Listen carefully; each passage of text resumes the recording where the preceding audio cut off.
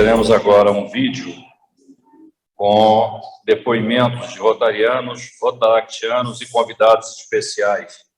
Pedi ao companheiro Chico que iniciasse o vídeo.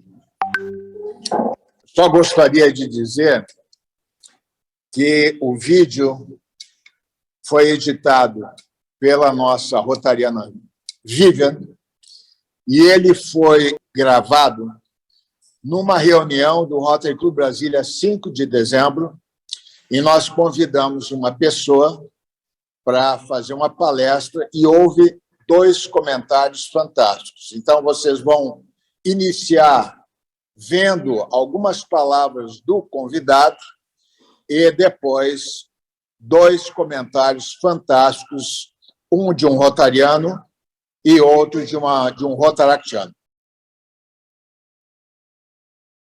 Então, a primeira pergunta, a ser apresentada aqui é: o que é diversidade? É uma palavra tão em uso atualmente. Se a gente vai rapidamente no dicionário, a gente encontra algo tipo qualidade daquilo que é diverso, diferente, variado. Se a gente for para o glossário de diversidade, equidade e inclusão do Rotary, sim, porque nesse movimento de abrir-se à diversidade, o Rotary criou um glossário para instrumentalizar os seus membros com o tema. Lá, nesse glossário, encontramos algo tipo origens, experiências, identidades, independentemente de idade, etnia, raça, cor, habilidade, religião, status socioeconômico, cultura, sexo, orientação sexual ou identidade de gênero. Muita variedade, né? Então, dessa primeira pergunta vem uma segunda. O que é diverso de quê? Quem é diferente de quem? Perguntas intrigantes. E tem resposta para todo gosto. Em cada linha de pensamento religioso, filosófico, social, você vai encontrar uma explicação. Uma explicação diversa, uma explicação diferente. Se começarmos pela religião, temos os dogmas indicando os caminhos e as verdades de uma doutrina. Diverso seria, então, tudo que não segue ou crê nesses dogmas. Os índios e os judeus, por exemplo, já passaram por experiência, no mínimo, aviltante. Por serem diferentes, eles tiveram que aceitar uma outra religião, sob pena de serem mortos. Mas isso foi em outra época passada, graças a Deus. E, por outro lado, em religiões orientais, encontramos como dogma o fato de sermos diferentes, cada um em sua diferença. Ouço, às vezes, a monja Cohen, e ela fala claramente: somos todos diferentes. Não há só uma pessoa igual a outra. Aí a gente vai para o lado social. Os grupos sociais, hegemônicos ou não, também têm suas crenças e seus códigos próprios. E esses códigos lhes permitem identificar aquelas pessoas que desses grupos, não participam. Na verdade, desde crianças, em nossas famílias, e depois na escola, somos inseridos em grupos que possuem sua própria ideologia, seus valores, sua moral. Não tem como fugir disso. Faz parte da construção humana. Não se consegue viver fora de um conjunto ideológico. Se saímos de uma bolha, entramos em outra. A questão é que, quase sempre, acabamos por levar essa carga cultural da infância para todo o resto de nossas vidas, sem questioná-la. E, para complementar, um forte processo de massificação cultural não nos dá espaço para repensar esses conceitos. Quando muito, ele os fortalece. E cá para nós, Na verdade, essa massificação não quer muito que pensemos, que possamos pensar. Mas eu também sou um desses, como vocês e como todos os outros. Sou um ser humano, tenho a composição física completa de minha espécie. Tenho mãos, tenho pernas, olhos, cabeça. Então eu posso concluir, sou um igual. E quem não tem a composição física completa da espécie? Quem só tem um braço ou só tem uma perna? É diferente? Quem é que é o igual? Quem é o diferente? Ou melhor, reformulando, há um igual e há um diferente? Na minha história, comecei a entender desde cedo que meu mundo particular não parecia ser o mundo comum da maioria das pessoas que me rodeavam. E isso me fazia sentir e ser tratado de forma diferente. Eu não gostava de futebol, adorava baleado, aqui é chamado de queimada. Gostava de um tipo diferente de filme, de música, de roupas. E aí foi muito natural surgirem questionamentos, tanto de fora quanto de dentro de mim.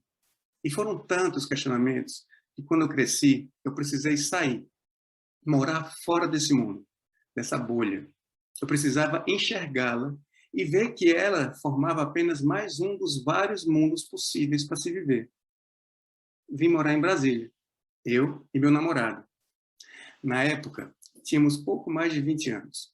Começamos a construir nossa vida em comum aqui, nessa cidade. Aqui tínhamos alguns parentes que nos ajudaram no processo de criação de vínculos de amizades. E essa etapa foi curiosa, porque criamos um perfil de amizade formado, em sua maioria, por pessoas heterossexuais. Um perfil que nos trazia ganhos indiretos, mas também tinha suas desvantagens. A vantagem, se assim pudesse ser considerada, é que transitávamos como comuns. Fomos nos construindo como pessoas comuns. Éramos quase iguais, mas tinha seu preço. Para termos direito a essa igualdade, tivemos que abrir mão da exposição de nossa natureza mais íntima, de nossa sexualidade.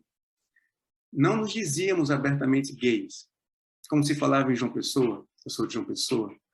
Não éramos declarados. Sim, tinha isso na época da minha adolescência. Soubesse que fulano é gay? É mesmo? É, mas não é declarado não, né? Porque na época, ser gay até podia, mas expor sua orientação sexual era assinar seu decreto de banição social. Nós não nos dávamos o direito de um simples passeio de mãos dadas, como fazem os casais. Um beijo carinhoso em público, então, nem pensar. Para você ter uma ideia do que eu estou falando, uma das dúvidas prévias da organização do nosso casamento foi se nos beijaríamos no altar. Mais ainda, se depois de casados usaríamos a aliança. Era como se fôssemos permitidos a viver pasteurizadamente como iguais. Essa noção entre iguais e diferentes, ou pelo menos entre a definição que os autodenominados iguais dão para os grupos que eles entendem como diferentes, não se resume à sexualidade e nem a minorias. Vocês já olharam ao redor, nos ambientes sociais? Perceberam como não há pessoas pretas neles?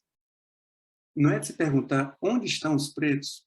Logo eles, que são a maioria da população brasileira. Preste atenção.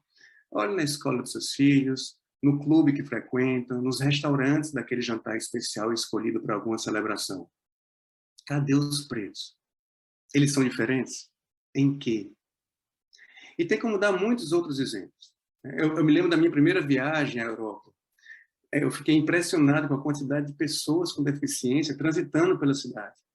E aí veio a pergunta básica: cadê eles no Brasil?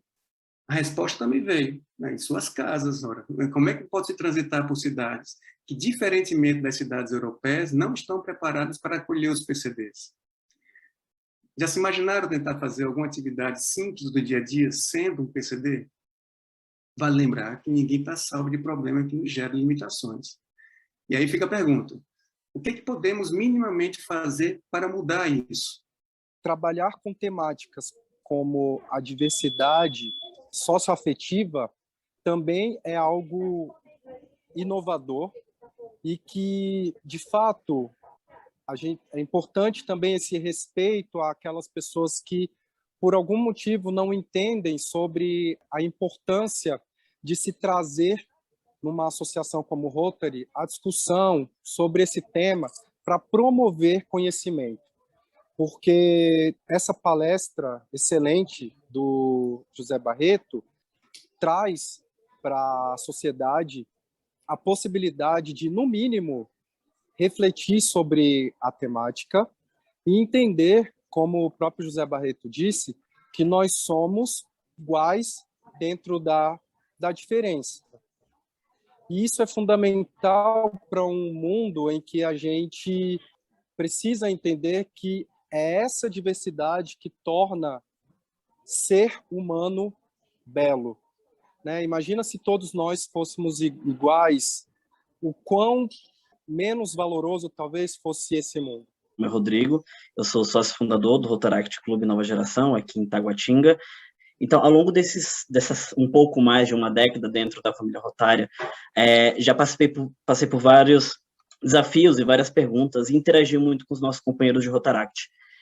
E uma das minhas maiores aflições ao longo desse último ano, como governador assistente, a gente coloca assim, é justamente um posicionamento muito claro da equipe de rotarianas e rotaractianos da falta de interesse de migrarem para o Rotary, de entrarem para o Rotary. Isso é basicamente consolidado entre os rotarianos. E uma das respostas mais claras com relação a isso é justamente a dificuldade do Rotary atualmente de se adequar à diversidade. A gente sabe que existe um código, e que esse código é uma prerrogativa legal dentro do Rotary, mas muitas vezes ela não é legítima. Eu digo que ela não é legítima porque os companheiros, eles tendem a não aceitar esse processo de diversidade. E muitas vezes, né, como a própria companheira Patrícia comentou, por 75 anos as mulheres ficaram de fora da família rotária. Somente agora a gente vai ter a primeira presidente de RI mulher, a senhora Johnson. Então, ainda é um processo muito difícil de se adequar à diversidade. E quando eu fiquei sabendo dessa palestra, né, dessa conversa com o Barreto, eu confesso que eu levei um susto muito grande dentro do grupo distrito, porque eu nunca imaginei, nos últimos 11 anos, que fosse possível algum clube abrir abertamente um espaço para discutir essa temática. E isso traz, na verdade, um pingo de renovação para nós que somos rotaractianos, nós que almejamos, ou não almejamos, por enquanto, entrar dentro da família rotária. Eu mesmo, na minha última conversa que eu tive com a Vivian, eu ainda não sabia da palestra, a Vivian me perguntou se tinha interesse de falar isso para o Rotary, e eu falei que não. Mesmo 11 anos, eu pretendo chegar ali aos 12, 13 anos de Rotaract, eu não pretendia entrar dentro da família rotária porque eu acreditava que os clubes de Brasília e do Distrito Federal como um todo ainda não eram abertos à diversidade e à inclusão, e não seriam ambientes que acolheriam da forma mais honesta e da forma mais quente possível as pessoas que são diferentes dos padrões heteronormativos e muitas vezes dos padrões brancos, né, e machistas, patriarcais, que a instituição tem construído ao longo dos últimos anos. E eu acho que essa atividade, ela trouxe esse impacto muito forte de desconstrução. E a minha fala é mais nesse sentido de trazer esses parabéns. Eu acredito que isso é um passo muito grande, é um passo extremamente grande dentro da família rotária, de abrir esse espaço, de trazer esse diálogo de forma muito aberta e muito transparente. E eu espero ter ajudado vocês aqui do Rotary nesse processo importante de se abrirem para a diversidade e a perceberem que ela é bem mais igual do que parece. Convido todos vocês a diversificarem suas caixinhas mentais, arejá-las com ideias de outras caixinhas. Afinal, se todas as nossas pecinhas de Lego forem iguais, nunca conseguiríamos construir um belo castelo. No máximo, a gente constrói uma nova caixinha para guardar outras antiguidades. Um grande abraço para todos, então. Obrigado mais uma vez pelo convite. Uma excelente tarde de trabalho.